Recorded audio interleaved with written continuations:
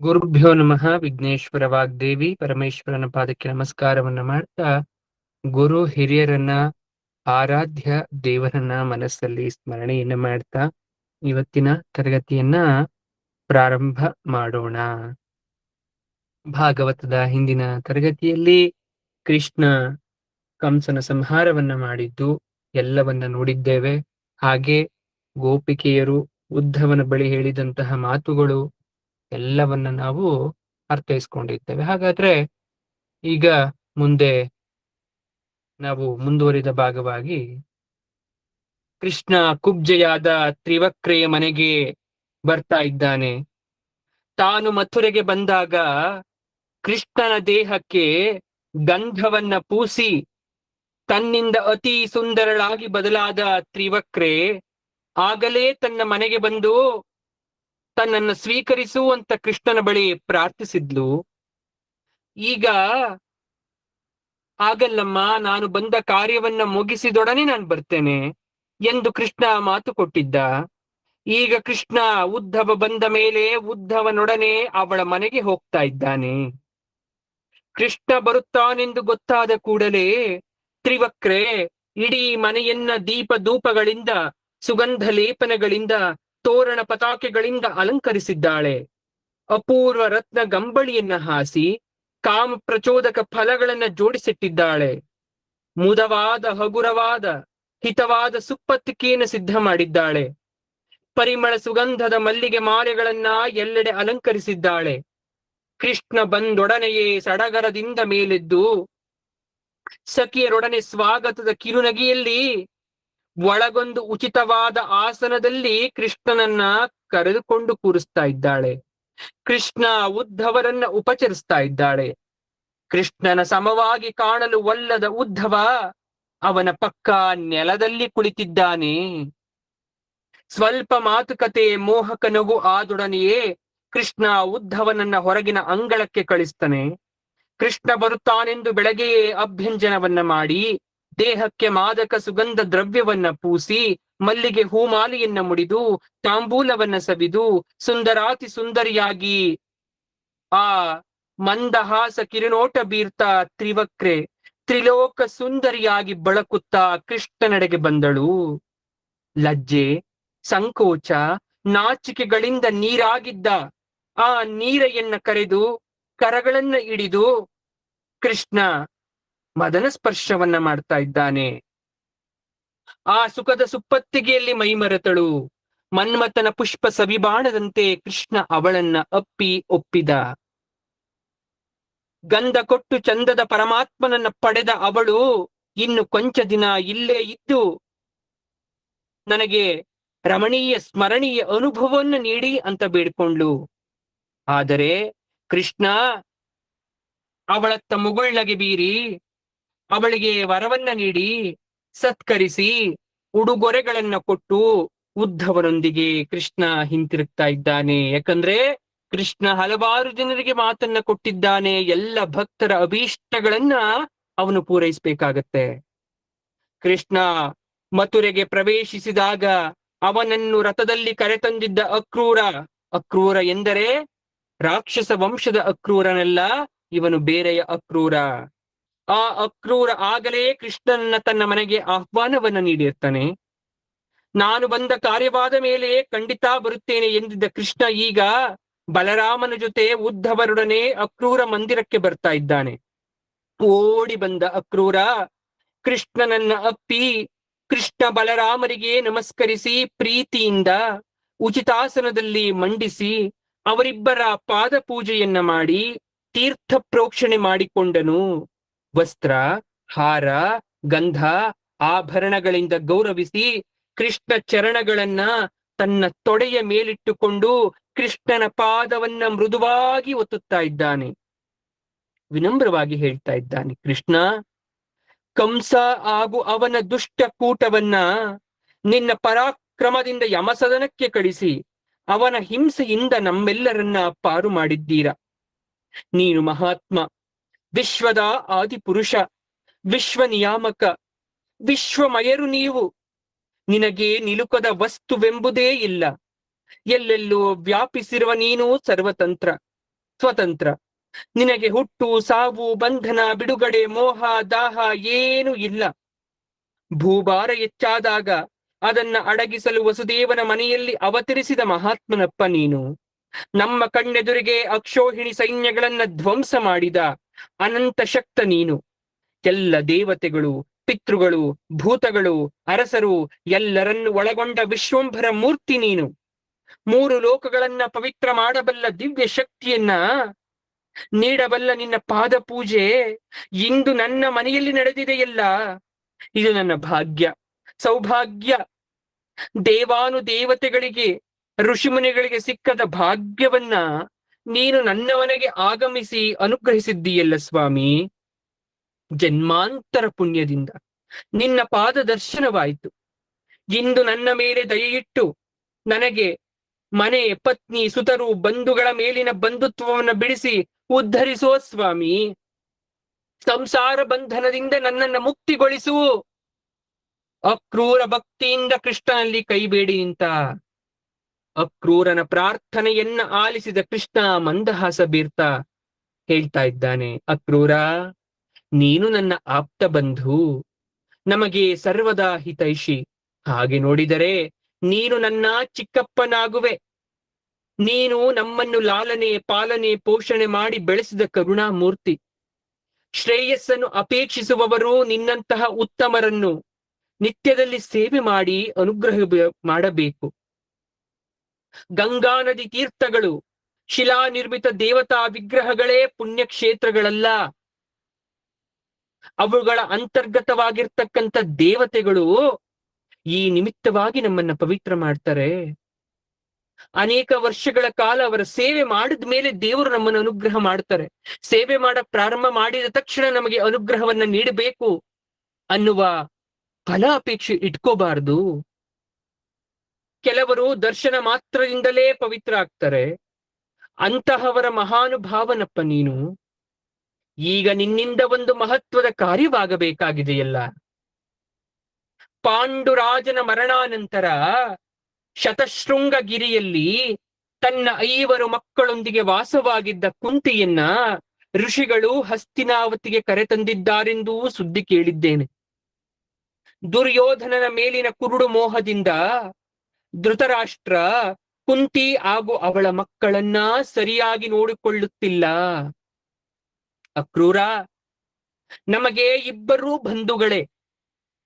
ಇಬ್ಬರಿಗೂ ಒಳ್ಳೆಯದಾಗುವಂತೆ ಅಲ್ಲಿನ ಪರಿಸ್ಥಿತಿ ನಿರ್ಮಾಣವಾಗಬೇಕಾಗಿದೆ. ಈ ಕಾರಣ ನೀನು ಧೃತರಾಷ್ಟ್ರನನ್ನ ಕಂಡು ವಿವರವನ್ನ ತಿಳಿದು ಅವನಿಗೆ ಸರಿಯಾದ ಮಾರ್ಗದರ್ಶನವನ್ನ ನೀಡಿ ಬಾ. ಅಗತ್ಯ ಬಿದ್ದಲ್ಲಿ ಎಚ್ಚರಿಕೆಯನ್ನ ನೀಡಿವಾ ಎಂದು ಅಕ್ರೂರನನ್ನ ಹಸ್ತಿನಾವತಿಗೆ ಹೋಗುವಂತೆ ಸೂಚಿಸ್ತಾ ಇದ್ದಾನೆ ಕೃಷ್ಣ. ಕೃಷ್ಣನ ಮಾತಿಗೆ ತಲೆಯನ್ನಾಡಿಸಿದ ಅಕ್ರೂರ ಕೌರವರ ರಾಜಧಾನಿಯಾದ ಹಸ್ತಿನಾವತಿಗೆ ಬರ್ತಾ ಇದ್ದಾನೆ.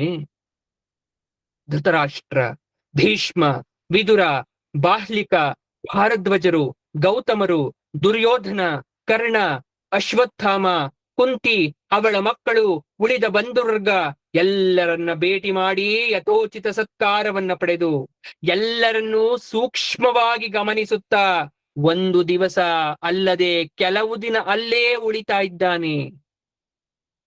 ಒಂದು ದಿನ ಕುಂತಿ ವಿದುರನಿಗೆ ಮಾತ್ರ ಕೇಳಿಸುವಂತೆ ಅಕ್ರೂರನಿಗೆ ಹೇಳ್ತಾ ಇದ್ದಾಳೆ, ಅಣ್ಣ ಅಕ್ರೂರ, ನಿನ್ನನ್ನು ಕಳಿಸಿದಾಗ ಅಲ್ಲಿದ್ದ ತಾಯಿ ತಂದೆಯರು, ತಂಗಿಯರು, ಅಳಿಯಂದಿರು, ಸೋದರರು ಏನೆಂದು ಹೇಳಿ ಕಳಿಸಿದಿರಪ್ಪ ನನ್ನ ಬಗ್ಗೆ ಎಂದು ಕುಂತಿ ಕೇಳ್ತಾ ಇದ್ದಾಳೆ. ನಮ್ಮ ಕಷ್ಟ ಸುಖಗಳನ್ನ ವಿಚಾರಿಸಿದರೆ ಅವರೆಲ್ಲ ಹೇಗಿದ್ದಾರೆ? ಇಲ್ಲಿ ನಾನಂತೂ ಈ ದುಷ್ಟ ಕೌರವರೊಡನೆ ತೋಳಗಳ ಮಧ್ಯೆ ಸಿಕ್ಕಿ ಬಿದ್ದಿರುವ ಹೆಣ್ಣು ಜಿಂಕೆಯ ರೀತಿಯಲ್ಲಿ ಬದುಕುತ್ತಿದ್ದೇನೆ. ಈ ದುರ್ಯೋಧನ ಮಹಾಹಿಂಸಕ, ಕ್ರೂರಿ, ದುಷ್ಟ ನನ್ನ ಮಕ್ಕಳನ್ನ ಹಾವುಗಳಿಂದ ಕಚ್ಚಿಸಿದ, ಗಂಗಾ ನದಿಗೆ ತಳ್ಳಿದ, ವಿಷಾನ್ನವನ್ನ ತಿನ್ನಿಸಿದ, ನಿದ್ರೆಯಲ್ಲಿದ್ದಾಗ ಆಯುಧಗಳಿಂದ ಇರಿದ ಕೃಷ್ಣ ಬಲರಾಮರು ನನ್ನ ಯೋಗಕ್ಷೇಮವನ್ನ ವಿಚಾರಿಸಿದರೆ ಎನ್ನುತ್ತಲೇ ಕೃಷ್ಣ ಎಂದು ಕಣ್ಣೀರನ್ನು ಸುರಿಸಿದಳು. ಮನಸ್ಸಿನಲ್ಲಿಯೇ ಕೃಷ್ಣನನ್ನ ನೆನೆಸಿಕೊಂಡು, ಕೃಷ್ಣ ಕೃಷ್ಣ ಮಹಾಯೋಗಿ ಗೋವಿಂದ, ನಾನು ನನ್ನ ಮಕ್ಕಳು ನಿನಗೆ ಶರಣಾಗಿದ್ದೇವಪ್ಪ, ಶರಣು ಶರಣು, ದಯಮಾಡಿ ಕಾಪಾಡು ಎಂದು ಪ್ರಾರ್ಥಿಸುತ್ತಾ ಅಳತೊಡಗಿದಳು. ಅಕ್ರೂರ ವಿದುರ ಇಬ್ಬರು ಕುಂತಿಗೆ ಸಮಾಧಾನವನ್ನ ಮಾಡ್ತಾ ಇದ್ದಾರೆ. ತಾನು ಮಥುರೆಗೆ ಹಿಂದಿರುಗುವ ಮೊದಲು ಅಕ್ರೂರ ಧೃತರಾಷ್ಟ್ರನನ್ನ ಭೇಟಿಯಾದ. ಕೃಷ್ಣ ಕಳಿಸಿದ ಸಂದೇಶವನ್ನ ಮನದಟ್ಟಾಗುವಂತೆ ಹೇಳಿದ. ಧೃತರಾಷ್ಟ್ರ, ಪ್ರಭು, ನಿನ್ನ ಸೋದರ ಪಾಂಡು ತೀರಿಕೊಂಡ ಬಳಿಕ ನೀನು ರಾಜ್ಯಭಾರವನ್ನ ಮಾಡುತ್ತಿರುವ ವಿಚಾರ ತಿಳಿದು ಸಂತೋಷವಾಗಿದೆ. ಪಾಂಡುರಾಜ ಇಲ್ಲದಿರುವುದರಿಂದ ಅವನ ಮಕ್ಕಳಾದ ಪಾಂಡವರನ್ನ, ನಿನ್ನ ಮಕ್ಕಳನ್ನು ಸಮಭಾವದಲ್ಲಿ ಪ್ರೀತಿ ವಿಶ್ವಾಸಗಳಿಂದ ನೋಡಿಕೋ. ಧರ್ಮ ಬುದ್ಧಿಯಿಂದ ಪಾಂಡವರನ್ನ ನಿನ್ನ ಮಕ್ಕಳಂತೆ ನಡೆಸಿಕೊಂಡರೆ ಶ್ರೇಯಸ್ಸು, ಕೀರ್ತಿ. ಹಾಗಾಗದೆ ಪಾಂಡವರಲ್ಲಿ ಏನಾದರೂ ಪಕ್ಷಪಾತ ಮಾಡಿ ಅವರಿಗೆ ಅಪಾಯವಾದರೆ ಈ ಲೋಕದಲ್ಲಿ ಕೆಟ್ಟ ಹೆಸರು ಹಾಗೂ ಪರಲೋಕದಲ್ಲಿ ತಮಸ್ಸಿಗೆ ಭಾಗಿಯಾಗುತ್ತೀಯಾ, ಎಚ್ಚರ. ಈ ಭೂಮಿಯ ಮೇಲೆ ಯಾರಿಗೂ ಯಾರೂ ಶಾಶ್ವತರಲ್ಲ. ಬಂದಿರುವುದು ಒಬ್ಬನೇ, ಹೋಗುವುದು ಒಬ್ಬನೇ. ತಾನು ಮಾಡಿದ ಕರ್ಮಗಳಿಗೆ ಪಾಪ ಪುಣ್ಯಗಳನ್ನ ಅನುಭವಿಸುವುದು ಒಬ್ಬನೇ. ಅಧರ್ಮದ ಹಣದಿಂದ ಮಕ್ಕಳನ್ನ ಬೆಳೆಸಿದರೆ ಮುಂದೆ ಅವರು ಅಂತಹ ತಂದೆ ತಾಯಿಗಳನ್ನ ಬಿಟ್ಟು ಹೋಗುತ್ತಾರೆ. ಅಧರ್ಮ ಒಂದೇ ಬೆನ್ನು ಹತ್ತುತ್ತದೆ. ಆದ್ದರಿಂದ ಈ ಜೀವನ ಅಶಾಶ್ವತ. ಇರುವವರೆಗೂ ಭಗದ್ಭಕ್ತರಾದಂತಹ ಪಾಂಡವರನ್ನ ನಿನ್ನ ಮಕ್ಕಳಂತೆಯೇ ಪ್ರೀತಿಯಿಂದ ನಡೆಸಿಕೊಂಡು ಹೋಗು. ನಿನ್ನ ಮಕ್ಕಳ ಅತಿಯಾದ ಮೋಹಕ್ಕೆ ಬಲಿಯಾಗಬೇಡ ಎಂದು ಅಕ್ರೂರ ಧೃತರಾಷ್ಟ್ರನಿಗೆ ಎಚ್ಚರಿಕೆಯನ್ನ ನೀಡುತ್ತಿದ್ದಾನೆ. ಅಕ್ರೂರನ ಮಾತನ್ನು ಸಮಾಧಾನದಿಂದ ಕೇಳಿದ ಧೃತರಾಷ್ಟ್ರ ನುಡಿತಾ ಇದ್ದಾನೆ. ಅಕ್ರೂರ, ನಿನ್ನ ಮಾತು ಅಮೃತ ಪ್ರಾಯದಂತಿದೆ. ಮತ್ತಷ್ಟು ಕೇಳಬೇಕು ಅಂತ ಅನಿಸ್ತಾ ಇದೆ. ಆದರೆ ನನ್ನ ಮನಸ್ಸು ಚಂಚಲ. ನಿನ್ನಯ ಒಳ್ಳೆಯ ಮಾತು ಬಹುಕಾಲ ನನ್ನ ಮನಸ್ಸಲ್ಲಿ ನಿಲ್ಲಲಾರದು. ನನ್ನ ಮಕ್ಕಳ ಪ್ರೀತಿ ತುಂಬಿರುವ ನನ್ನ ಹೃದಯಕ್ಕೆ ನಿನ್ನ ಮಾತುಗಳು ಹಿಡಿಸ್ತಾ ಇಲ್ಲ. ಅಮೃತವನ್ನ ಪಡೆದರೂ ಸಂತೋಷ ಪಡೆದ ಜೀವದಂತೆ ನಾನು. ನನಗೆ ನಿನ್ನ ಮಾತುಗಳಿಂದ ಸಂತೋಷವಾಗುತ್ತಿಲ್ಲ.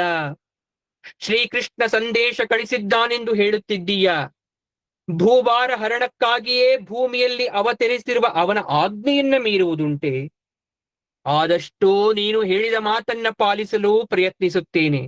ಇಷ್ಟರ ಮೇಲೆ ಎಲ್ಲವೂ ಅವನ ಇಚ್ಛೆ, ಅವನ ಸಂಕಲ್ಪದಂತೆ ನಡೆಯುತ್ತದೆ ಎಂದು ಹೇಳಿ ಅಕ್ರೂರನನ್ನ ಬೀಳ್ಕೊಟ್ಟ.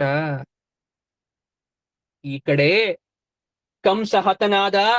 ಕಂಸನ ಮಾವ ಜರಾಸಂಧ ಸುಮ್ಮನಿಲ್ಲ. ಏನ್ ಮಾಡ್ತಾ ಇದ್ದಾನೆ? ಕಂಸ ವಧೆಯ ನಂತರದಲ್ಲಿ ಕಂಸನ ಸತಿಯಾರಾಗಿದ್ದಂತಹ ಆಸ್ತಿ ಪ್ರಾಸ್ತಿಯರು ತಮ್ಮ ತಂದೆಯಾದ ಜರಾಸಂಧನಲ್ಲಿಗೆ ಬಂದು ದುಃಖವನ್ನ ತೋಡ್ಕೊಳ್ತಾ ಇದ್ದಾರೆ. ತಂದೆ ತಂದೆ, ಯಾದವರು, ಕೃಷ್ಣ ಎಲ್ಲ ಸೇರಿ ಕಂಸನನ್ನ, ಬಂಧುಗಳನ್ನ ಕೊಂದು ನಮಗೆ ಇಂತಹ ದುರ್ಗತಿ ತಂದಿದ್ದಾರೆ ಅಂತ ತಂದೆಯ ಬಳಿ ಹೋಗಿ ಕಣ್ಣೀರನ್ನ ಇಡ್ತಾ ಇದ್ದಾರೆ. ತನ್ನ ಮಕ್ಕಳಿಗಾದ ದುಸ್ಥಿತಿಗೆ ಕೆರಳಿದ ಜರಾಸಂಧ ಪ್ರಳಯ ಕಾಲದ ಅಗ್ನಿಯಂತೆ ಕೆಂಡಾಮಂಡಲನಾದ. 23 ಅಕ್ಷೋಹಿಣಿ ಸೈನ್ಯದ ಜೊತೆ ಮಥುರೆಗೆ ಮುತ್ತಿಗೆ ಹಾಕ್ತಾ ಇದ್ದಾನೆ.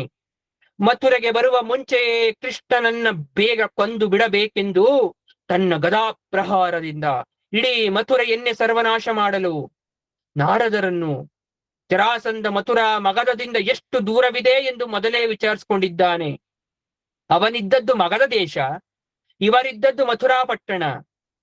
ಅದು 101 ಯೋಜನ ದೂರವಿತ್ತು. ನಾರದರು ಹೇಳ್ತಾ ಇದ್ದಾರೆ, 100 ಯೋಜನ ದೂರವಪ್ಪ.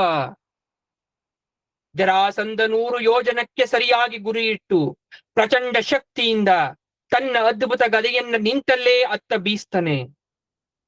ಅವನ ಸೀಳಾದ ದೇಹಗಳನ್ನ ಸೇರಿಸಿದ ನರಭಕ್ಷಕಿಯಾದ ಜರಾ ಎಂಬ ರಾಕ್ಷಸಿಯನ್ನ ಆ ಗದೆ ಕೊಚ್ಚಿ ಹಾಕಿ ಕೈಲಾಸ ಸೇರ್ಕೊಂಡಿತ್ತು.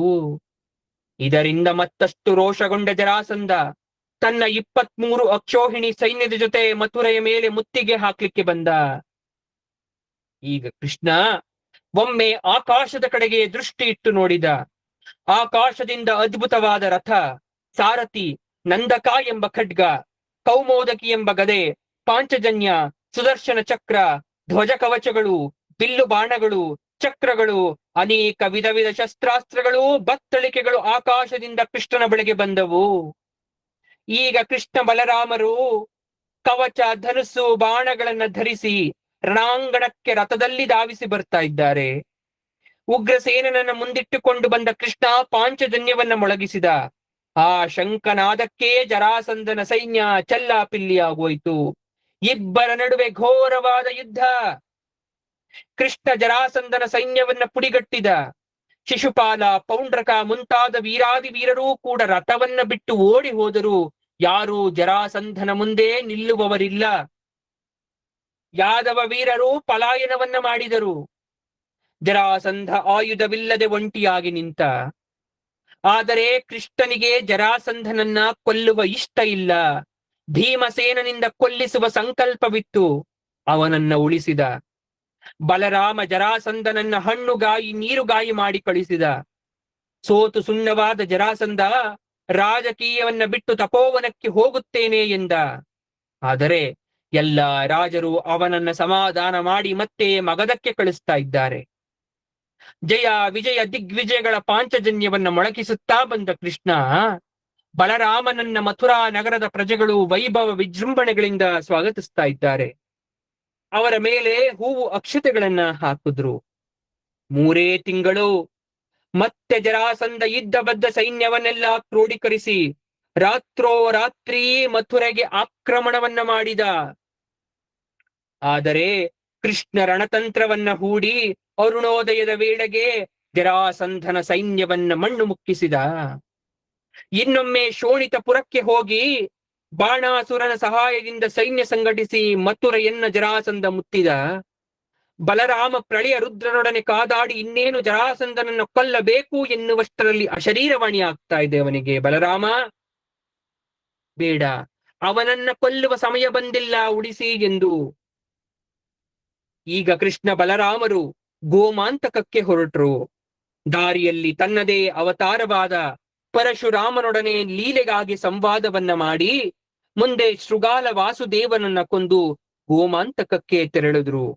ಕೆಲ ತಿಂಗಳ ನಂತರ ಮತ್ತೆ ಮಥುರೆಗೆ ಹಿಂದಿರುಗಿದ್ರು. ಆದ್ರೆ ಜರಾಸಂದ್ರ ಮಾತ್ರ ಛಲದಂಕ ಮಲ್ಲನಂತೆ 17 ಬಾರಿ ಮಥುರೆಯನ್ನ ಮುತ್ತಿ ಸೋಲಿನ ಸರದಾರ ಎನಿಸಿದ. ಎಷ್ಟು ಪ್ರಯತ್ನವಾದರೂ ಜರಾಸಂಧನ ಪ್ರಯತ್ನ ಮಾತ್ರ ಬಿಡ್ತಾ ಇಲ್ಲ. ಮುಂದೆ ಏನಾಗ್ತಾ ಇದೆ? ಒಂದು ಬಾರಿ ಯಾದವರ ಸಭೆ. ಯಾದವ ಕುಮಾರರು ಗಾರ್ಗ್ಯ ಮಹರ್ಷಿಗಳಿಗೆ ನಪುಂಸಕಾಂತ ವ್ಯಂಗ್ಯ ಮಾಡ್ತಾ ಇದ್ದಾರೆ. ಅಲ್ಲಿದ್ದ ಉಳಿದ ಕುಮಾರರುಗಳು ಇದನ್ನ ಕೇಳಿ ಜೋರಾಗಿ ನಗ್ತಾ ಇದ್ದಾರೆ. ಅದರಿಂದ ಕುಪಿತರಾದ ಗರ್ಗ್ಯರು ಯಾದವರಿಗೆ ಭಯ ಹುಟ್ಟಿಸುವ ವೀರ್ಯವಂತ ಪುತ್ರನನ್ನ ಪಡೆಯಬೇಕೆಂದು ಶಿವನನ್ನ ಕುರಿತು ಬರೋಬ್ಬರಿ 12 ವರ್ಷಗಳ ಕಾಲ ದೀರ್ಘವಾದ ತಪಸ್ಸನ್ನ ಮಾಡ್ತಾ ಇದ್ದಾರೆ. ಶಿವ ಗಾರ್ಗ್ಯರ ತಪಸ್ಸಿಗೆ ಮೆಚ್ಚಿದ. ಶಿವ ಪ್ರಸನ್ನನಾಗಿ ಅವನಿಗೆ ಪುತ್ರ ಸಂತಾನವಾಗಲಿ ಎಂಬ ವರವನ್ನ ಕೊಟ್ಟ. ಆಗ ಅಲ್ಲೊಬ್ಬ ಯವನ ರಾಜನಿದ್ದ. ಅವನಿಗೆ ಸಂತಾನವಿರಲಿಲ್ಲ. ಅವನು ಸಂತಾನಪೇಕ್ಷೆಗಾಗಿ ಗರ್ಗ್ಯ ಋಷಿಗಳನ್ನ ಸಂತುಷ್ಟಪಡಿಸಿದ. ಅವರು ತಮ್ಮ ಯೋಗ ಶಕ್ತಿಯಿಂದ ಕಪ್ಪು ಯವನ ರೂಪವನ್ನ ಧರಿಸಿ ಅವನ ಅಂತಃಪುರದ ಒಬ್ಬ ಸ್ತ್ರೀಯನ್ನ ಸಂಗಮಿಸಿದರು. ಹೀಗೆ ಅವರಿಂದ ಹುಟ್ಟಿದ ಮಗನೇ ಕಾಲಯವನ. ಗರ್ಗಾಚಾರ್ಯರು ಇಷ್ಟು ತೀವ್ರ ಕಾರ್ಯಾಚರಣೆ ಮಾಡ್ಲಿಕ್ಕೆ ಮತ್ತೊಂದು ಕಾರಣ ಇತ್ತು. ಏನಪ್ಪ ಕಾರಣ ಅಂದ್ರೆ, ತ್ರಿಗರ್ತ ಎನ್ನುವ ರಾಜನಿದ್ದ. ಅವನು ತನ್ನ ಮಗಳ ವಿವಾಹಕ್ಕಾಗಿ ಪ್ರಯತ್ನ ಪಡಬೇಕಾದ್ರೆ ಆತ್ಮೀಯರೊಬ್ಬರು ಗರ್ಗಾಚಾರ್ಯರು ಬಹಳ ಉತ್ತಮವಾದ ವ್ಯಕ್ತಿ, ಅವನಿಗೆ ಕೊಡಬಹುದು, ಸದಾಚಾರ ನಿಷ್ಠರು, ಮಹಾ ತಪಸ್ವಿಗಳು, ಸುಂದರರೂ ಆಗಿದ್ದಾರೆ, ಯಾಕೆ ಪ್ರಯತ್ನಿಸಬಾರದು ಎಂದರು. ಗರ್ಗಾಚಾರ್ಯರನ್ನ ತ್ರಿಗರ್ತ ಸಂಪರ್ಕಿಸಿದ. ಆದರೆ ತ್ರಿಗರ್ತ ರಾಜನ ಮಗ ಯುವರಾಜ. ಬ್ರಹ್ಮಚರ್ಯ ನಿಷ್ಠರಾಗಿದ್ದ ಗರ್ಗಾಚಾರ್ಯರ ಪುರುಷತ್ವವನ್ನೇ ಅನುಮಾನಿಸಿದ. ಅವನು ಅನೇಕ ಪರೀಕ್ಷೆಗಳಿಗೂ ಅವರನ್ನೊಡ್ಡಿ ಕಡೆಗೆ ತುಂಬಿದ ರಾಜಸಭೆಯಲ್ಲಿ ಈ ಗರ್ಗ ಮುನಿಗೆ ಪುರುಷತ್ವವೇ ಇಲ್ಲ, ತನ್ನ ಸೋದರಿಯನ್ನ ಕೊಟ್ಟೇನು ಪ್ರಯೋಜನ, ಹಾಗಾಗಿ ಯಾವ ಕಾರಣಕ್ಕೂ ನನ್ನ ತಂಗಿಯನ್ನ ಇವರಿಗೆ ಕೊಡುವುದಿಲ್ಲ ಎಂದು ಘೋಷಿಸಿದ. ಅವರು ಹೇಳುತ್ತಿರುವಾಗ ಅದೇ ಸಭೆಯಲ್ಲಿದ್ದ ವೃಷ್ಣಿಗಳು ಗಹಗಹಿಸಿ ನಗ್ತರೆ. ಗರ್ಗಾಚಾರ್ಯರಿಗೆ ಅವಮಾನವಾಗೋಯ್ತು. ಕೃಷ್ಣ ಬೆಂಬಲದ ದುರಹಂಕಾರದಿಂದ ವೃಷ್ಟಿಗಳು ನನಗೆ ಅವಮಾನ ಅಪಹಾಸ್ಯ ಮಾಡಿದ್ದಾರೆ.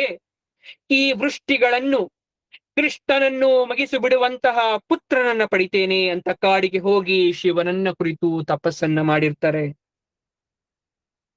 ಆ ಯವನ ರಾಜನಿದ್ದ, ಅವನಿಗೆ ಪುತ್ರ ಸಂತಾನವಿರಲಿಲ್ಲ. ಅವರನ್ನ ಆಮಂತ್ರಿಸಿದಾಗ ಅಂತಃಪುರದಲ್ಲಿದ್ದ ಅಸುರ ಅಪ್ಸರೆಯೊಬ್ಬಳನ್ನ ಗೋಪಿಯರ ನಡುವೆ ನಿಲ್ಲಿಸಿ ಅವರುಗಳಿಂದ ಗರ್ಗರಿಗೆ ಸಮಸ್ತ ಸತ್ಕಾರವನ್ನ ಮಾಡಿಸಿದ. ಮಧ್ಯದಲ್ಲಿ ನಿಂತಿದ್ದ ಆ ಅಸುರ ಅಪ್ಸರೆ ಅವರಲ್ಲಿ ಮೋಹವನ್ನ ತೋರಿ ಶಯ್ಯಾಗೃಹಕ್ಕೆ ಎಳೆದುಕೊಂಡು ಹೋಗ್ತಾಳೆ. ಅದರ ಫಲವಾಗಿ ಹುಟ್ಟಿದ ಮಗನೇ ಕಾಲಯವನ. ನಾನಂತೂ ನಪುಂಸಕನಲ್ಲ ಎಂದು ಘಂಟಾ ಘೋಷದಿಂದ ಗರ್ಗಾಚಾರ್ಯರು ಸಾರ್ತಾರೆ. ಈ ಕಾಲಯವನ ಬೆಳೆದು ದೊಡ್ಡವನಾದ, ಕೃಷ್ಣನ ಮೇಲೆ ಯುದ್ಧ ಮಾಡ್ಲಿಕ್ಕೆ ಸಮಯವನ್ನ ಸಾಧಿಸ್ತಿದ್ದ. ಸಾಲ್ವನ ಸಲಹೆಯಂತೆ ಈಗ ಜರಾಸಂಧ ಕಾಲಯವನ ಕೃಷ್ಣ ದ್ವೇಷದಿಂದಾಗಿ ಒಂದಾಗ್ತಾರೆ. ಒಂದು ಕಡೆಯಿಂದ ಅಕ್ಷೋಹಿಣಿ ಸೈನ್ಯ ಸಾಗರದೊಂದಿಗೆ ಜರಾಸಂಧ ಹೊರಟ. ಇನ್ನೊಂದು ಕಡೆಯಿಂದ ತನ್ನ 3 ಕೋಟಿ ಮ್ಲೇಚ್ಛ ಸೈನ್ಯದೊಡನೆ ಮಥುರೆಗೆ ಮುತ್ತಿಗೆ ಹಾಕ್ಲಿಕ್ಕೆ ಸಿದ್ಧನಾದ ಕಾಲಯವನ. ಈಗ ಕೃಷ್ಣ ಬಲರಾಮರು ಆಲೋಚನೆ ಮಾಡ್ತಾ ಇದ್ದಾರೆ, ಸಾಗರೋಪಾದಿಯಲ್ಲಿ ಬರುತ್ತಿರುವ ಈ ಸೈನ್ಯಕ್ಕೆ ನಮ್ಮ ಯಾದವರನ್ನ ಗುರಿ ಮಾಡೋದು ಸರಿನೇ? ಆಗ ಒಂದು ಆಲೋಚನೆ ಬಂತು. ತುಂಬಾ ಹಿಂದೆ ಚವ್ವನ ಋಷಿಗಳ ಹೆಂಡತಿ ಸುಕನ್ಯೆಯ ಸೋದರ ಆವರ್ತ ಸಮುದ್ರದ ಮಧ್ಯದಲ್ಲಿ ಒಂದು ಬೃಹತ್ ನಗರವನ್ನ ನಿರ್ಮಿಸಿದ್ದ.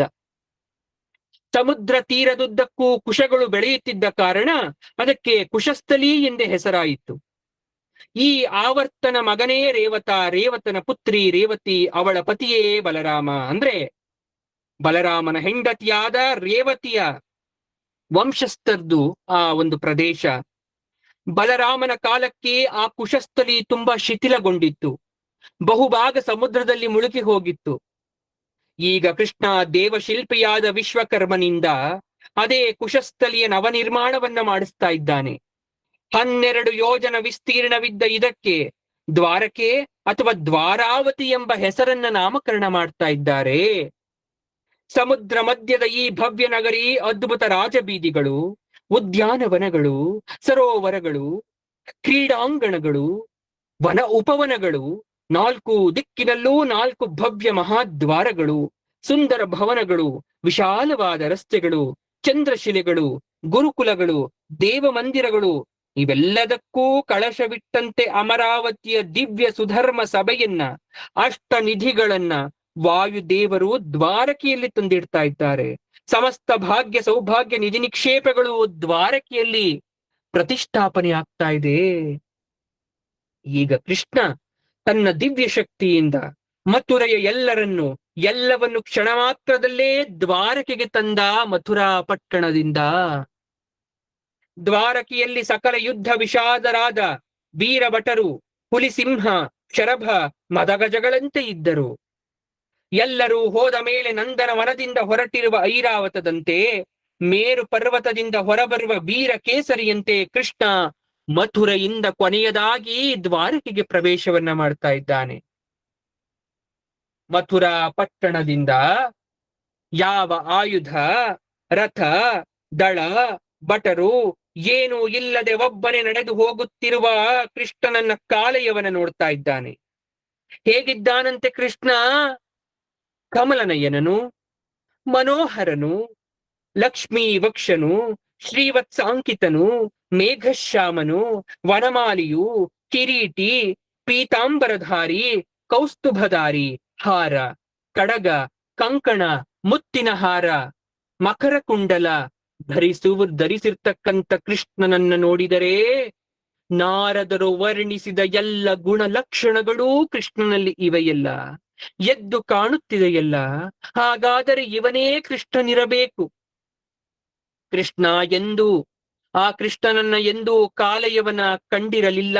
ಅಂದು ನೇರವಾಗಿ ಕೊಂಡು ಪುಳಕಿತಗೊಂಡ. ಆದರೆ ಅವನ ಮೇಲಿನ ದ್ವೇಷಕ್ಕೆ ಕೃಷ್ಣನ ಬೆನ್ನಟ್ಟಿದ್ದ.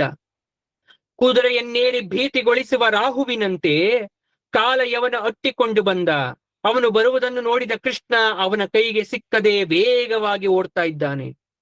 ಕಾಲಯವನ ಇವನೇ ಕೃಷ್ಣ ಹೆದರಿ ಓಡುತ್ತಿದ್ದಾನೆಂದು ನಿಶ್ಚಯಿಸಿ ತನ್ನ ವೇಗವನ್ನ ಹೆಚ್ಚಿಸಿ ಬೆನ್ನಟ್ಟಿ ಹೋಗಿ ಕೃಷ್ಣನಿಗೆ ಕೃಷ್ಣ ಕೃಷ್ಣ ಅಂತ ಕೂಗ್ತಾ ಇದ್ದಾನೆ. ಹೇ ಯದುವಂಶೋತ್ತಮ, ಕಂಸಾದಿ ಮಹಾಶೂರರನ್ನೇ ಜಯಿಸಿರುವ ಎಂದು ತಿಳಿದು ನಿನ್ನೊಡನೆ ಯುದ್ಧಾರ್ಥಿಯಾಗಿ ಬಂದಿದ್ದೇನೆ. ಶತ್ರುವಿಗೆ ಬೆನ್ನು ತೋರಿಸಿ ಪಲಾಯನ ಮಾಡುವುದು ವೀರರಿಗೆ ಉಚಿತವಲ್ಲ.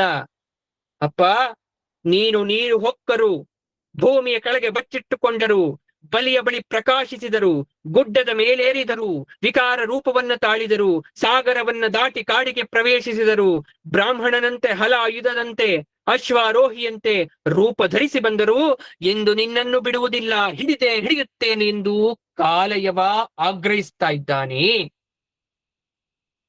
ಇನ್ನೂ ಯುದ್ಧವೇ ಪ್ರಾರಂಭವಾಗಿಲ್ಲ, ಆಗಲೇ ಹೆದರಿ ಕಾಲು ಕೀಳುತ್ತಿದ್ದೀಯಲ್ಲೋ ಕೃಷ್ಣ. ನನ್ನ ಬಾಣದ ರುಚಿ ನೀನಿನ್ನೂ ಕಂಡಿಲ್ಲ, ನನ್ನ ಧನುಸ್ಸಿನ ಠೇಂಕಾರ ನಿನ್ನ ಕಿವಿಗಿನ್ನೂ ಬಿದ್ದಿಲ್ಲ, ನನ್ನ ಕುದುರೆಗಳ ಕಾಲಿನ ಧೂಳಿನಿಂದ ನೀನಿನ್ನು ಮುಚ್ಚಿ ಹೋಗಿಲ್ಲ, ಆಗಲೇ ಓಡುತ್ತಿದ್ದೀಯಲ್ಲ. ಕಾಳಿಂಗನೊಡನೆ ಯುದ್ಧ ಮಾಡಿದ ಕೃಷ್ಣನೆಂದರೆ ನೀನೇ ಏನೋ, ಕೇಶಿಯೊಡನೆ ಯುದ್ಧ ಮಾಡಿದ ಕೃಷ್ಣ ನೀನೇನೋ, ಮಲ್ಲರೊಡನೆ ಕುವಲಯ ಪೀಡ ಎಂಬ ಆನೆಯನ್ನ ಮರ್ದಿಸಿದ ಆ ಮರ್ಧನ ನೀನೇ ಏನೋ, ಜರಾಸಂಧನೊಡನೆ ಕಂಸನೊಡನೆ ಹೇಗೋ ಹೋರಾಡಿದೆಯೋ ನೀನು. ಕೃಷ್ಣ ಮಾತ್ರ ಅವನ ಮಾತನ್ನ ಕೇಳಿಯದ ರೀತಿ ಮೌನದಿಂದ ಮಂದಹಾಸವನ್ನ ಬೀರುತ್ತಾ ಆತುರ ಬೇಡ ಬಾ ಎಂದು ಕರೆದು ಮುಂದೆ ಸಾಕ್ತಾ ಇದ್ದಾನೆ. ಇಷ್ಟು ಹತ್ತಿರವೇ ಇದ್ದಾನೆ ಕೃಷ್ಣ, ಆದರೆ ಇನ್ನೇನು ಹಿಡಿಲಿಕ್ಕೆ ಬಂದಾಗ ಅವನು ತಪ್ಪಿಸಿ ಮುಂದೆ ಹೋಗ್ತಾ ಇದ್ದಾನೆ, ಬಹುದೂರ ಸಾಕ್ತಾ ಇದ್ದಾನೆ. ಆದರೆ ಕಾಲಯವ ವೇಗವೆಚ್ಚಿಸಿ ಇನ್ನೇನು ಹಿಡಿದೇ ಬಿಟ್ಟ ಎಂದಾಗ ಕೃಷ್ಣ ಶರವೇಗದಲ್ಲಿ ಮುಂದಕ್ಕೆ ಓಡುತ್ತಿದ್ದ. ಒಮ್ಮೆ ಇದೋ ಸಿಕ್ಕೇ ಬಿಟ್ಟ ಕೃಷ್ಣ ಎನ್ನುವಷ್ಟು ಹತ್ತಿರಕ್ಕೆ ಕಾಲಯವ ಬಂದ. ಕೃಷ್ಣ ಕ್ಷಣಕಾಲ ನಿಂತು ಅವನಿಗೆ ಕಣ್ಣು ಹೊಡೆದು ಬಾ ಎಂದು ಸನ್ನೆ ಮಾಡಿ ಮತ್ತೆ ಬಹುದೂರಕ್ಕೆ ಓಡಿ ಹೋದ. ಎಷ್ಟು ವೇಗ ಸಾಗಿದರೂ ಕಾಲಯವನಿಗೆ ಕೃಷ್ಣನನ್ನ ಹಿಡಿಲಿಕ್ಕೆ ಆಗ್ಲಿಲ್ಲ. ನೀನು ಗಂಡಸಾಗಿದ್ದರೆ ನನ್ನನ್ನು ಹಿಡಿದು ನೋಡೋ ಎಂದು ಅಣಕಿಸಿದ ಕೃಷ್ಣನನ್ನ ಮತ್ತೆ ಮುಂದೆ ಹೋದ. ಹಾಗೆಯೇ ಕಾಲಯವನನ್ನ ಓಡಿಸಿಕೊಂಡು ಬಂದ ಕೃಷ್ಣ ಭಯಂಕರವಾದ ಒಂದು ದೊಡ್ಡ ಬೆಟ್ಟದ ಗುಹೆಯೊಳಗೆ, ಅದು ಕಾಲಯವನಿಗೆ ಕಾಣುವಂತೆ ಬಂದು ಅದರೊಳಗೆ ಪ್ರವೇಶಿಸಿದ. ಗುಹೆಯೊಳಗೆ ಹೋಗಿ ಮೂಲೆಯಲ್ಲಿ ಅಡಗಿ ಕುಳಿತುಕೊಂಡ. ಅವನು ಗುಹೆಯೊಳಗೆ ಹೋದದ್ದನ್ನ ಕಂಡ ಕಾಲಯವನ ಇನ್ನು ಸಿಕ್ಕೇ ಬಿಟ್ಟ, ಈ ಗುಹೆಯೊಳಗಿಂದ ಇವನು ನನ್ನ ಕೈಯಿಂದ ತಪ್ಪಿಸಿಕೊಂಡು ಹೋಗಲು ಸಾಧ್ಯವೇ ಇಲ್ಲ ಎಂದು ಅವನು ಗುಹೆಯೊಳಗೆ ನುಗ್ಗಿದ. ಆ ಗುಹೆಯೊಳಗೆ ಎಲ್ಲೆಲ್ಲೂ ಕತ್ತಲು. ಆದರೂ ಅಲ್ಲಿ ಒಬ್ಬ ಒಂದು ಹಾಸಿಗೆಯ ಮೇಲೆ ಮೈ ತುಂಬ ಕಂಬಳಿಯನ್ನ ಹೊದ್ದು ಮಲಗಿದ್ದಂತೆ ಕಾಲಯವನಿಗೆ ಕಾಣಿಸ್ತಾ ಇದೆ. ಓಹೋ, ನನ್ನನ್ನು ಇಷ್ಟು ದೂರ ಓಡಿಸಿ ದಣಿಸಿದ್ದು ಅಲ್ಲದೆ ಏನೂ ಗೊತ್ತಿಲ್ಲದ ಮುಗ್ಧನಂತೆ ನನಗೆ ಗೊತ್ತಾಗುವುದಿಲ್ಲವೆಂದು ಮೈ ತುಂಬ ಹೊದ್ದು ಮಲಗಿದ್ದಾನೆ ಕೃಷ್ಣ. ಯುದ್ಧ ಮಾಡಲು ಹಂಜಿದ ಹೇಡಿ, ನಿದ್ರಿಸುತ್ತಿರುವಂತೆ ನಟಿಸುತ್ತಿರುವ ನಟರತ್ನಾಕರ. ಯಾರಾದರೂ ಹೇಳಿದ್ದರು ನಿನ್ನ ಬಗ್ಗೆ, ಎಲ್ಲಿಯೂ ಯಾರಿಗೂ ಸಿಕ್ಕದವನು ದಕ್ಕದವನು ಎಂದು. ಆದರೆ ಈಗ ನನಗೆ ನೀನು ಸಿಕ್ಕಾಗಿದೆ. ನಿನಗೆ ನಿದ್ದೆ ಮಾಡುವ ಆಸೆಯ?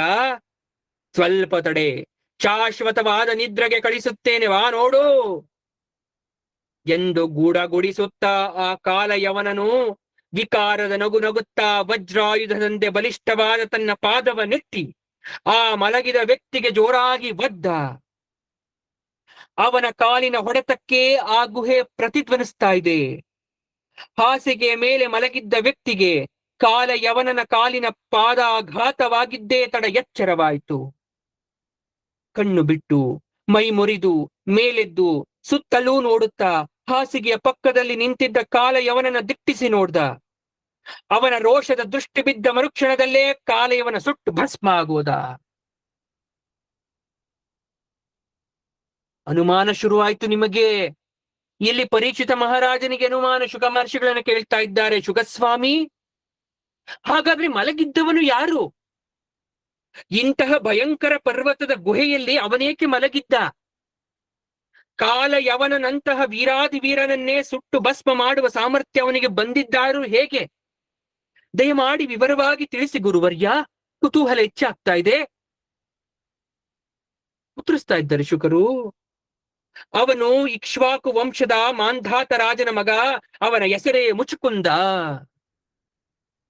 ರಾಕ್ಷಸರು ದೇವತೆಗಳ ಮೇಲೆ ಯುದ್ಧ ಸಾರಿದಾಗ ದೇವತೆಗಳು ಈ ಮುಚಕುಂದ ಮಹಾರಾಜನನ್ನ ತಮ್ಮೊಡನೆ ನಿಂತು ರಾಕ್ಷಸರೊಡನೆ ಕಾದಾಡ್ಲಿಕ್ಕೆ ದೇವಲೋಕಕ್ಕೆ ಕರೆಸ್ಕೊಳ್ತಾ ಇದ್ರು. ಆಗಾಗ ಒಮ್ಮೆ ಅಂತಹ ಭೀಕರ ಯುದ್ಧದಲ್ಲಿ ಭಾಗವಹಿಸಿ ದೇವತೆಗಳಿಗೆ ಜಯ ತಂದು ಕೊಟ್ಟಾಗ ದೇವತೆಗಳು ಕೃತಜ್ಞತೆಯಿಂದ ಅವನಿಗೆ ಹೇಳ್ತಾ ಇದ್ದಾರೆ, ಮುಚುಕುಂದ, ನಿನ್ನ ರಾಜ್ಯದ ಎಲ್ಲ ಸುಖ ವೈಭವ ಭೋಗ ಭಾಗ್ಯಗಳನ್ನ ಬಿಟ್ಟು ಬಂದು ನಮ್ಮನ್ನ ಉಪಕರಿಸಿದ್ದೀಯಪ್ಪ. ದೇವಲೋಕದಲ್ಲಿ ನೀನು ನಮ್ಮೊಡನೆ ಇಷ್ಟು ಕಾಲ ಇದ್ದು ನಮಗೆ ಉಪಕಾರ ಮಾಡಿರೋದ್ರಿಂದ ಮಾನುಷ ಸಮಯದ ಚಕ್ರದಲ್ಲಿ ನಿಮ್ಮ ಲೋಕದಲ್ಲಿ ಈಗಾಗಲೇ ಅನೇಕ ಕಾಲಘಟ್ಟ ಉರುಳಿ ಹೋಗಿದೆ. ನಿನ್ನ ಜೊತೆಯಲ್ಲಿದ್ದ ಹೆಂಡತಿ, ಮಕ್ಕಳು, ಸಚಿವರು, ಶಾಸ್ತ್ರಜ್ಞರು, ಪ್ರಜೆಗಳು ಯಾರೂ ಈಗ ಇಲ್ಲ. ಎಲ್ಲರೂ ಕಾಲವಶರಾಗಿದ್ದಾರೆ.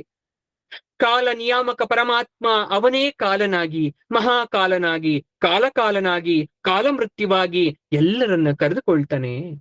ಹಾಗಾಗಿ ನಿನ್ನವರು ಯಾರೂ ಅಲ್ಲಿಲ್ಲ. ಈಗ ನೀನು ಹೋದರೂ ಅಲ್ಲಿ ಪ್ರಯೋಜನವಿಲ್ಲ.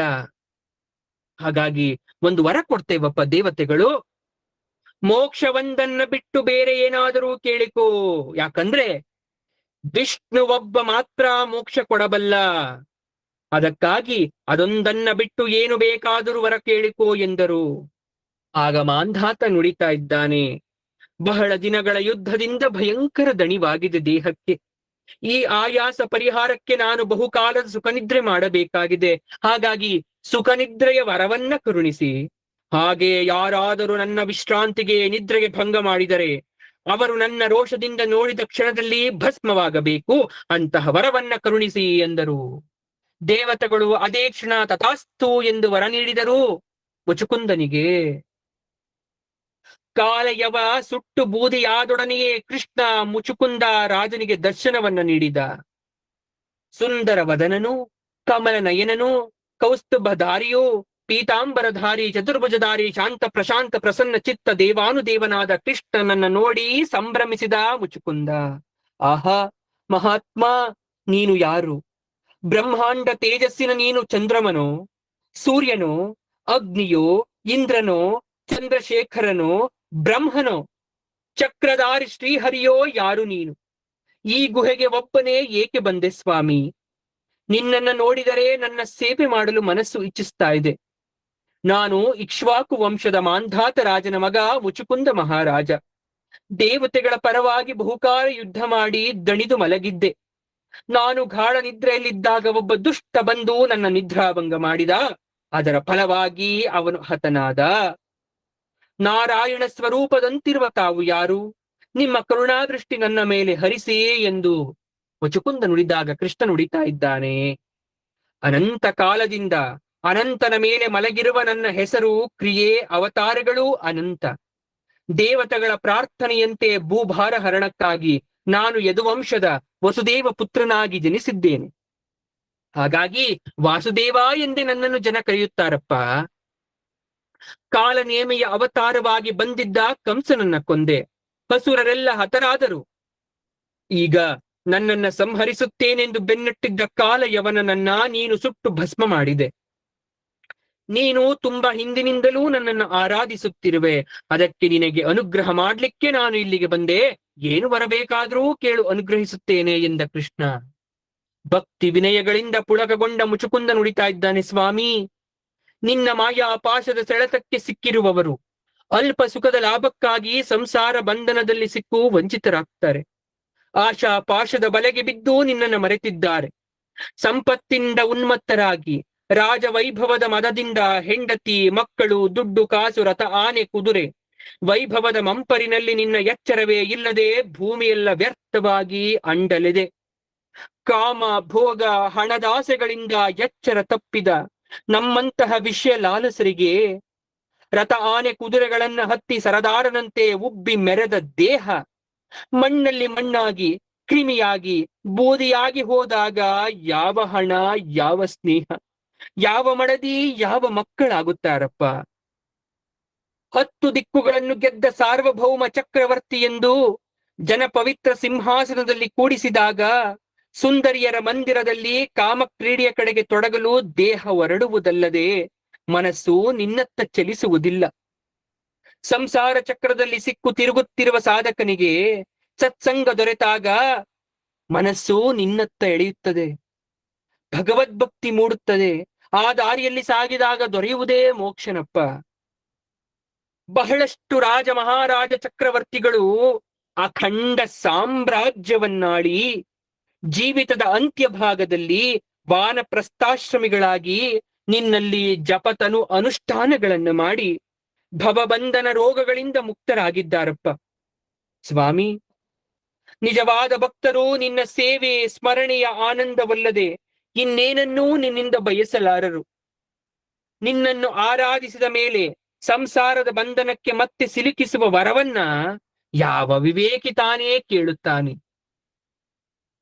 ತ್ರಿಗುಣ ಸಂಪತ್ತನ್ನೆಲ್ಲ ಬಿಟ್ಟು ನಿನ್ನಲ್ಲಿ ಪೂರ್ಣ ಶರಣಾಗಿದ್ದೇನೆ.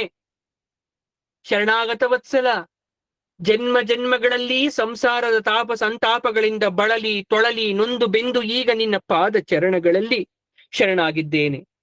ನಿನ್ನ ಪಾದದ ಹಿತ ಮುದ ಸುಖ ಇನ್ನೆಲ್ಲಿಯೂ ದೊರಕದು ಸ್ವಾಮಿ. ನನ್ನನ್ನು ಮನ್ನಿಸಿ ಭಯರಹಿತನನ್ನಾಗಿ ನಿನ್ನವನಾಗಿ ಮಾಡಿಕೋ ಸ್ವಾಮಿ.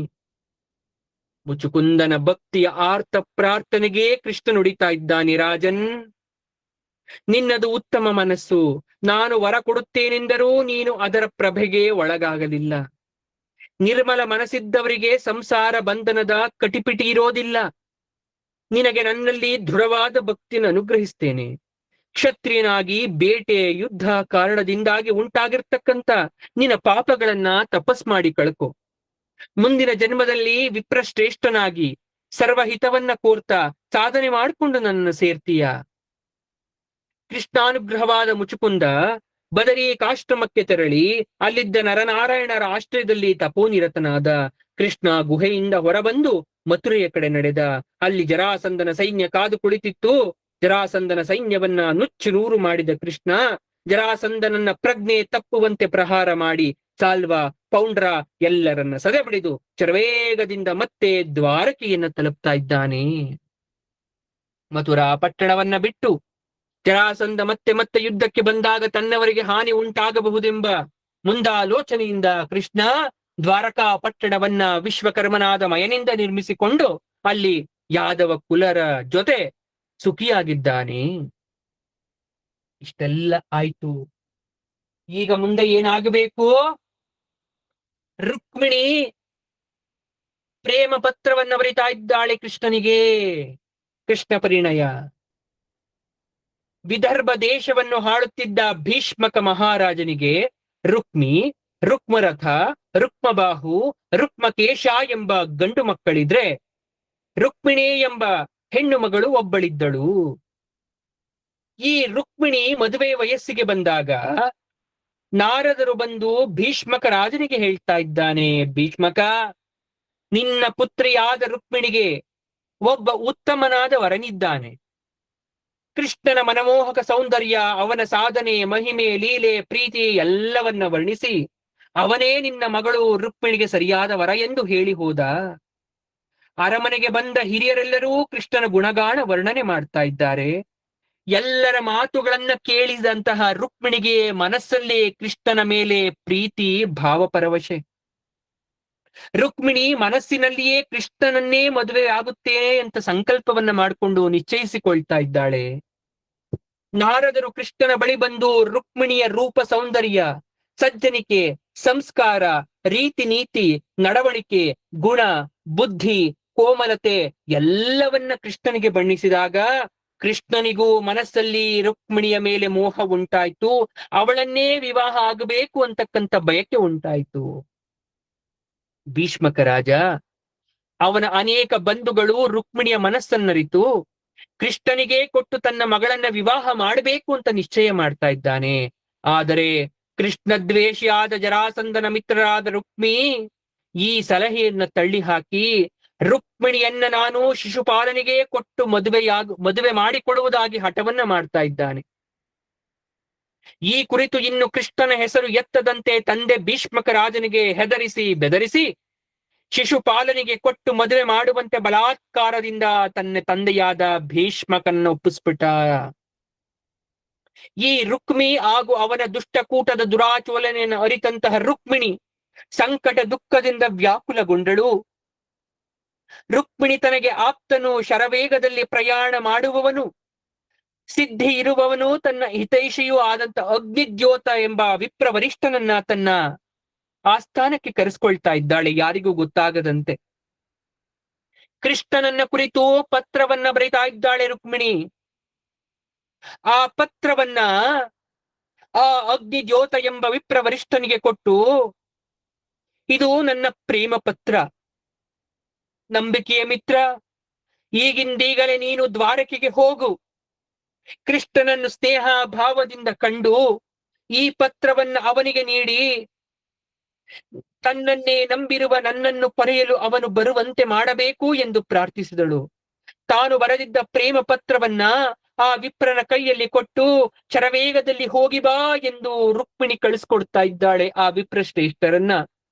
ವಿಪ್ರೋತ್ತಮ ದ್ವಾರಕೆಗೆ ಬಂದ. ಅರಮನೆಯ ಸಿಂಹಾಸನದಲ್ಲಿ ಮಂಡಿಸಿದ್ದ ಕೃಷ್ಣನನ್ನ ಕಂಡು ಪರಿಚಯ ಮಾಡಿಕೊಂಡ. ಕೃಷ್ಣ ತಕ್ಷಣ ಅವನನ್ನ ಸಿಂಹಾಸನದಲ್ಲಿ ಕೂಡಿಸಿ ತಾನು ಕೆಳಗಿಳಿದು ಅವರ ಪಾದವನ್ನ ಒತ್ತಿ ಆಯಾಸವನ್ನ ಪರಿಹರಿಸ್ತ. ಈಗ ಕಾರಣವನ್ನ ಕೇಳಿದಾಗ ಸದಾ ಶಾಂತರಾದ, ತೃಪ್ತರಾಗಿರುವ, ತಾನಾಗಿಯೇ ದೊರೆತ ಧನದಿಂದ ಸಂತೋಷದಿಂದ ಜೀವಿಸುವ ನಿರಹಂಕಾರಿಗಳು, ಸಾತ್ವಿಕರು, ಅನುಷ್ಠಾನಪರರೂ ಆದ ಬ್ರಾಹ್ಮಣರನ್ನು ನಾವು ಯಾವಾಗಲೂ ಶಿರಬಾಗಿ ನಮಿಸ್ತೇವೆ, ವಚನ ಸ್ತುತಿಸ್ತೇವೆ.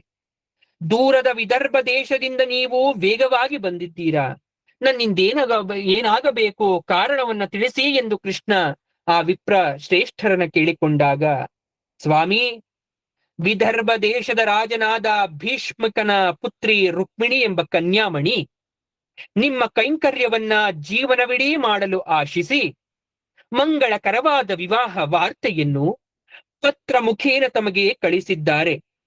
ತಾವು ಆ ಪತ್ರವನ್ನ ಪರಾಂಬರಿಸಬೇಕು. ನೋಡಿ, ಇದೇ ರುಕ್ಮಿಣಿ ಕೊಟ್ಟಂತಹ ಪತ್ರ ಎಂದು ರುಕ್ಮಿಣಿಯ ಪತ್ರವನ್ನ ಕೃಷ್ಣನ ಕೈಗಿತ್ತ. ಈಗ ಮುಂದೇನಾಗ್ತಾ ಇದೆ? ಪತ್ರದಲ್ಲಿ ಏನೆಂದು ವರ್ಣಿಸಿ ಬರೆದಿದ್ದಾಳೆ ಕನ್ಯಾರತ್ನ.